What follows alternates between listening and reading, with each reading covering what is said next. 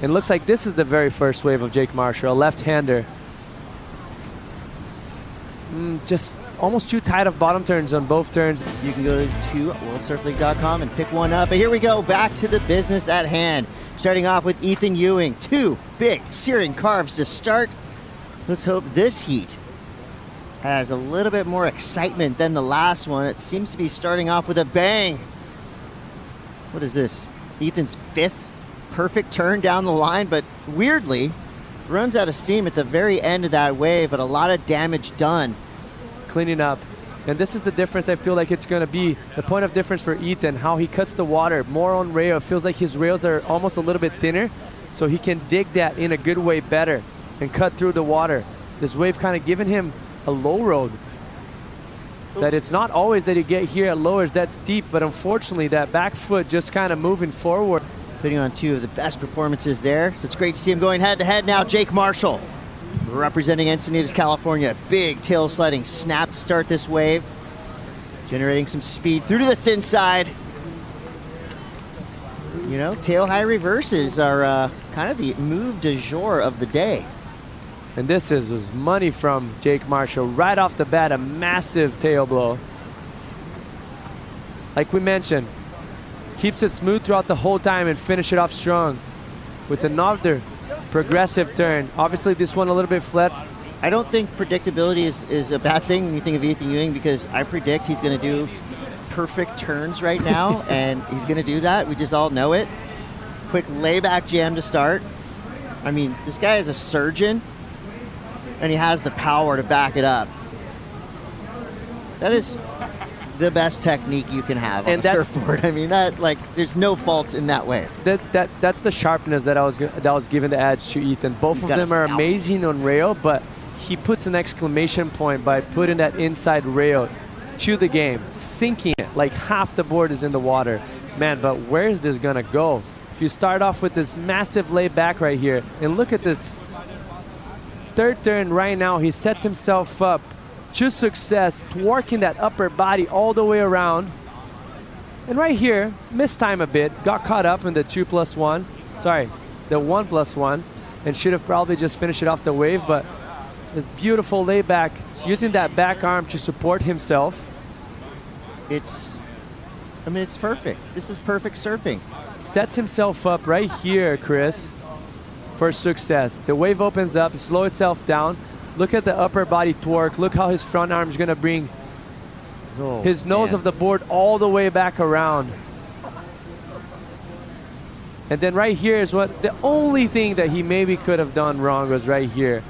He is kind of a guru type of guy, huh? He's so chill. Okay, we're back at it. Wow, I just was mesmerized by Iago, but now we're straight into it with J.Marshall. Big S-turn to start. Nice power hook, releasing the fins at just the right time. Solid finish there. Maximize something that it didn't exist. He probably saw Jake paddling out too, so sometimes digging rail can actually help you. It helped him get priority. No doubt. This was a great wave for Jake. I love how he extended that first carve. 80% for them to stomp on the tail and get that release. You're going to see it right here. Usually you're going to see guys stomping on that back foot right about now, but he extends it first and then he pushes. So it gives that little extra amplitude to it. This is that second one that I'm talking about. Look at his arms. He keeps it clean and nice, and now he starts to compress and presses on that back foot. Transfers all the way to the front foot, gets the release, gets the fins out of the water. So he gives that little extra factor to it, like that 10% of amplitude on the maneuver for Dan to cut it short. Unfortunately for him, the only flawless of this wave is just the fact that the closeout wasn't to E.Ewing's expertise. And now Jake's going to have a front row seat to what E.Ewing is capable of. Big searing carve to start there. He's just hugging the white water, and that's a rarity. It's like finding a four-leaf clover. Yeah, right here. Looks like a nice double up, but it just maybe has a little bit too much water from the previous wave and gets a bit flat, lacks a little bit of coping, and he just tried to, lucky for us, this heat's bombing. For sure. We got 19 minutes left of it too, so we're going to see plenty from these two. J.Marshall now going on his backhand. This left is looking good for him through this inside section. Maybe not. He had a better angle than. Just takes a lot to be on through. So with 18 minutes left, E.Ewing now finds himself a glassy right-hander, takes the high line, building speed, prepare for it. Whoosh. Maybe like hit the nail a little too hard with the hammer. Trying to get in position. This one looks like it's swinging a little bit wide. It's going to be J.Marshall. So Jake using his priority, coming from behind. Big speed float to start. Comes around this section. High-speed foam climb. And that wave was a dud. This one looks Marshall like maybe going left. Yep. E.Ewing had priority, so we'll see Ethan's backhand now. Fully extended backside wrap. That's a good section for Ethan to snap off of.